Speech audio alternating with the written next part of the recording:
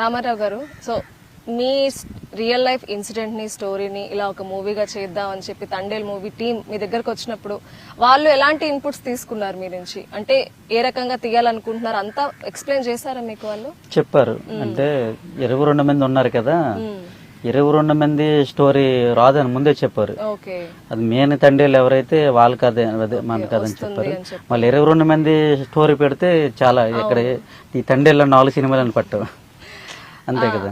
ఆ main character ఎవరిదో అదే తీసారు ఎవరండి. ఇప్పుడు నేను తండ్రిళ్ళు నాతో వస్తారు 15-20 మంది, నాకు చెప్పిన మాట వాళ్ళు వింటారు మొత్తం, బోట్లో గానీ ఎక్కడ గానీ. మరి అంతే, మరి తప్పదు. మరి అది వాళ్ళు లేకపోతే బోట్ ఉండదు, నేను లేకపోతే బోట్ ఉండదు, అందరూ ఉంటేనే బోటు. అయితే సినిమాలో చిన్న లవ్ స్టోరీని కూడా పెట్టారు కదా, అది సేమ్ మీ లవ్ స్టోరీనా? ఏమైనా చేంజెస్ ఉన్నాయా చిన్న చిన్న? లవ్ స్టోరీ అంటే ముందు అంటే కథ మొత్తం మీద వెళ్తుంది, అక్కడక్కడ లవ్ స్టోరీ దేశభక్తి కలుస్తుంది అనేది చెప్పారు ముందే. మీది కూడా రియల్ లైఫ్ లో లవ్ మ్యారేజ్ అనేది విన్నాము. సో అది అక్కడ మ్యాచ్ చేశారా? చేశారండి, చాలా బాగా తీశారు. ఓకే.